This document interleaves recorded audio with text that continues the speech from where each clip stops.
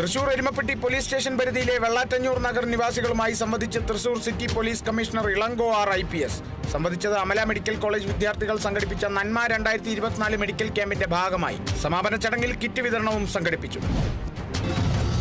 രാജ്യത്ത് ജാതി സെൻസസ് നടപ്പാക്കണമെന്ന് പ്രതിപക്ഷ നേതാവ് VD സതീശൻ. കോട്ടയത്ത് വേലൻ സർവീസ് സൊസൈറ്റിയുടെ സുവർണ ജൂബിലി സമ്മേളനത്തിനിടെയാണ് പ്രസ്താവന. പ്രാതിനിധ്യം അനുസരിച്ചുള്ള സംവരണം നൽകണമെന്ന ഉറച്ച നിലപാടാണ് കോൺഗ്രസിനെന്നും പ്രതിപക്ഷ നേതാവ്. കോട്ടയത്ത് സ്വകാര്യ ബസ്സിടിച്ച് പരിക്കേറ്റ് ചികിത്സയിലായിരുന്ന ബൈക്ക് യാത്രക്കാരൻ മരിച്ചു. മരിച്ചത് കളത്തിപ്പടി സ്വദേശി ജോയ് ജോസഫ്. മരിച്ചത് പുലർച്ചെയോടെ. സംസ്കാരം ഇന്ന്.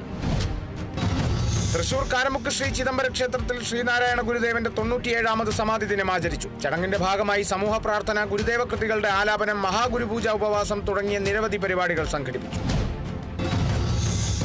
തൃശൂരിൽ 14 കോടിയിലധികം രൂപ നിക്ഷേപ തട്ടിപ്പ് നടത്തിയ കേസിൽ ഒരു പ്രതിയെ കൂടി റിമാൻഡ് ചെയ്തു. റിമാൻഡ് ചെയ്തത് PG സ്വദേശി അനിൽകുമാറിനെ. ക്രൈംബ്രാഞ്ച് അന്വേഷണ സംഘത്തിന്റെ നേതൃത്വത്തിൽ പ്രതിയെ അറസ്റ്റ് ചെയ്തത് നേപ്പാൾ അതിർത്തി ഗ്രാമത്തിൽ നിന്നും. ആലപ്പുഴ ചെങ്ങന്നൂർ പത്തിശ്ശേരി ശിവക്ഷേത്രത്തിലെ കാണിക്ക വഞ്ചികൾ കുത്തിത്തുറന്ന് മോഷണം. ക്ഷേത്രത്തിലെ 2 ഓട്ടുരുളികളും മോഷണം പോയി. 40,000 രൂപയുടെ നഷ്ടം കണക്കാക്കുന്നതായി ഭാരവാഹികൾ. അന്വേഷണം ആരംഭിച്ച് ചെങ്ങന്നൂർ പോലീസ്. തൃശൂർ ചാലക്കുടിയിൽ കടമുറി വാടക സംബന്ധിച്ച തർക്കത്തിനിടെ കടയുടമയ്ക്ക് വെട്ടേറ്റത് എറണാകുളം സ്വദേശി മിൽട്ടണ്. വെട്ടിയത് മേലൂർ സ്വദേശി വർഗീസ്. വടിവാൾ വീശി ഭീകരാന്തരീക്ഷം സൃഷ്ടിച്ച വർഗീസിനെ നാട്ടുകാർ ചേർന്ന് കെട്ടിയിട്ടു. പ്രതി പോലീസ് കസ്റ്റഡിയിൽ. ജൂനിയർ NTR നായകനാകുന്ന ബിഗ് ബഡ്ജറ്റ് ചിത്രം ദേവരയുടെ വിതരണാവകാശം സ്വന്തമാക്കി ദുൽഖർ സൽമാൻ. കേരളത്തിൽ ചിത്രം വിതരണം ചെയ്യുക ദുൽഖറിന്റെ വേഫെയറർ ഫിലിംസ്. കൊരട്ടല ശിവ സംവിധാനം ചെയ്ത ചിത്രത്തിന്റെ 1ാം ഭാഗം പ്രദർശനത്തിനെത്തുക ഈ മാസം 27-ന്.